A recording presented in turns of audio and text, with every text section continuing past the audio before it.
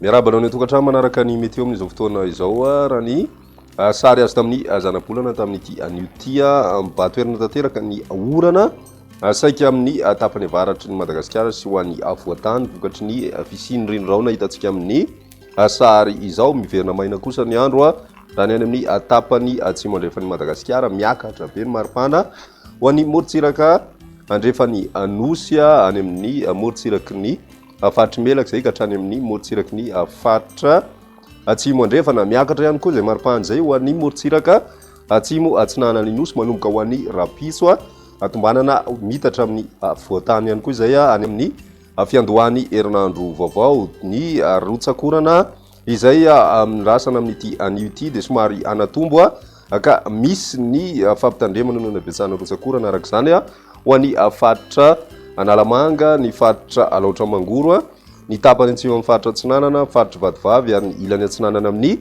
faritry vakinakaratra.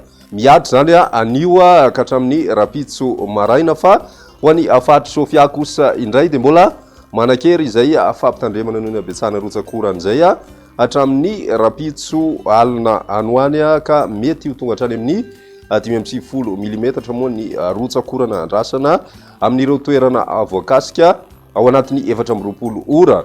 Manoloana izay rehetrarehetra izay dia entana hatrany ny ponina anaraka ny vaovao mahakasika ny toetry ny andro, eo ihany koa ny toromarika izay omen'ireo manam-pahefana isa tokony mba hisorohana ny loza mety ho ateraka ny fiakaran'ny rano indrindrindrindra izay vokatry ny rotsakorana betsaka izany.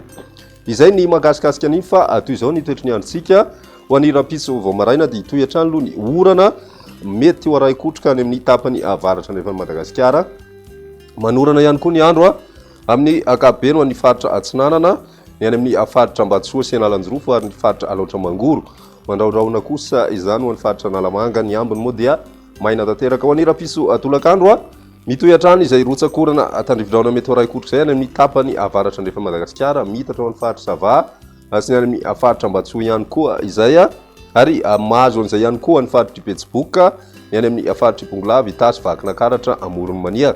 Mitombanana ho maina kosa ny andro ny faritra Analamanga sy ny any amin'ny faritra Vadivavy ary ny faritra Atsinanana. Ny ambiny moa dia ny masoandro hatrany no ibatoerana. Ny maripana voavinavina amin'izay andro ny rapitso izay mbola manodidina ny 5.0 degré Celsius ho an'ny faritra Mahatsiatra ambonina dia somary efa nisy fiakarana kely zay raha mitaha tamin'ity an'ity.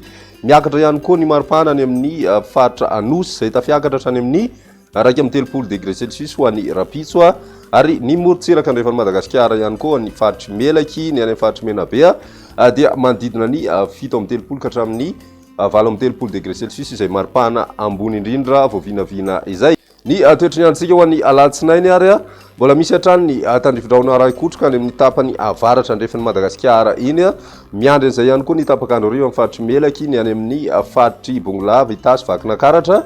Ny ambony kosa indray dia maina ny andro raha ny vinavina hatrany. Ny maripana voavinavina amin'izay andro ny alatsinainy izay 8.20 ka hatramin'ny 7.20 ho an'ny avoatany ary manodidina ny 7.20 ka hatramin'ny 13.3 degré Celsius kosa ho an'ny morontsiraka atsinanany nosy. Ho an'ny morontsiraka andrefany nosy kosa indray manomboka any Besalampo ka hatrany Toliara dia manodidina ny 8.3 degré Celsius eo izay maripana izay manodidina ny 2.3 ka hatramin'ny 3.3 degré Celsius kosa ho an'ny tapany avaratra andrefany Madagasikara.